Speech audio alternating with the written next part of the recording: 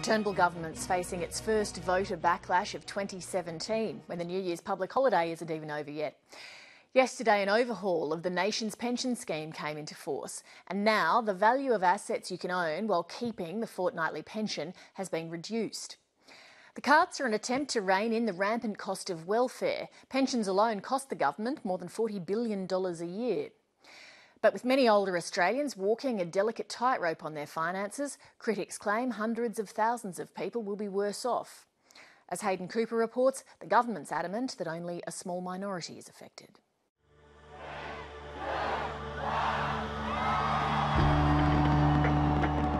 January 1, 2017, a date the whole world was waiting for, but one that some Australian pensioners had been dreading. We've just spent $7 million having fireworks when there are people that are living rough and living out on the streets. And we've got aged pensioners that are living on baked beans. These pension changes, which started yesterday, will leave 326,000 retirees worse off. The first day of the new year signalled the start of a new pension regime and a new world in which some are better off, others poorer. Given the circumstances we're encountering, is it fair and reasonable that a couple can own a multi-million-dollar home and have more than $1 million in the bank or in superannuation and still get a part pension? And I call the Treasurer. This is where the changes began, the 2015 budget and a proposal to cut back on the cost of the pension. We need to ensure the pension is sustainable and affordable. If you're a pensioner, there are changes from the start of next year you need to know about. In short, the overhaul targets the assets of pensioners. For a start, the threshold at which the assets test kicks in has been lifted to $250,000 for single homeowners and $375,000 for homeowner couples. This means some of you may get more in your pension. But here's the catch. Above those limits, the pension will now taper out at double the rate it used to, disappearing completely at $816,000 in assets for homeowner couples, down from almost $1.2 million, and $542,000 for single homeowners, down from $793,000. As before, the family home is not counted in the assets test. Non-homeowners will be hit by similar reductions in thresholds.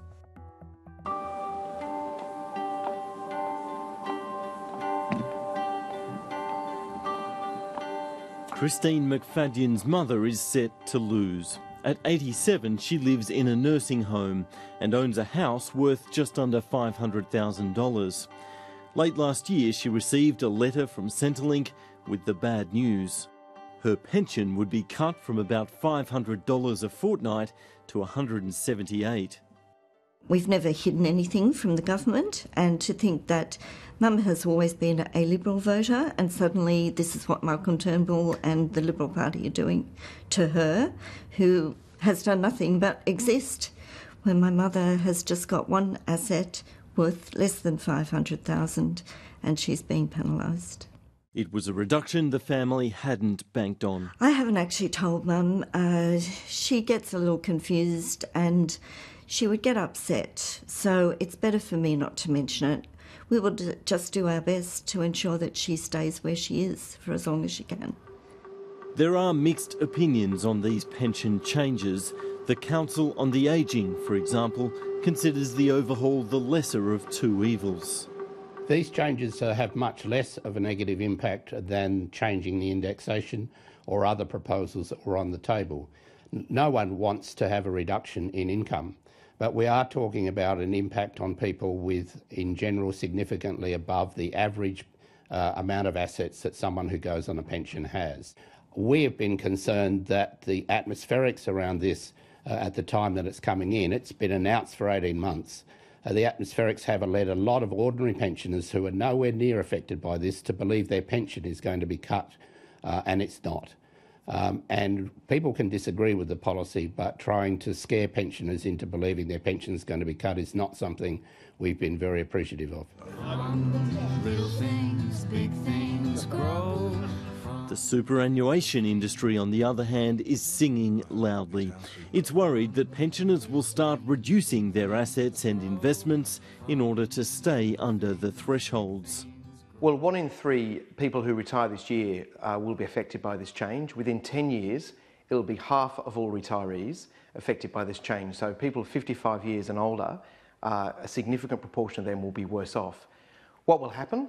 Well, people will either retire with less, people will either end up working longer, or of course what they might do is seek financial advice and find a way around these changes. The point that the industry super funds miss is that superannuation money is there for people to draw down on in their retirement. It's not meant to be preserved perfectly forever.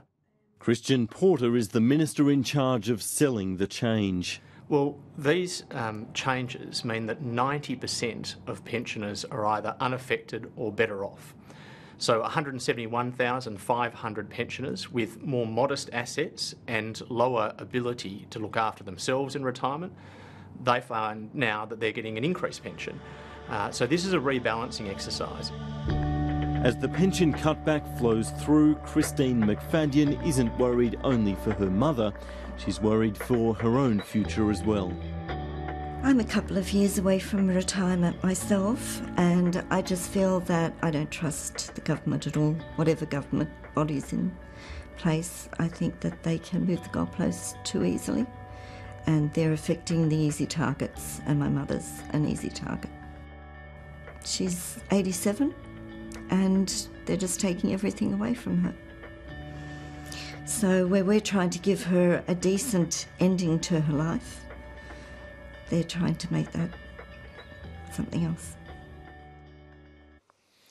Hayden Cooper reporting.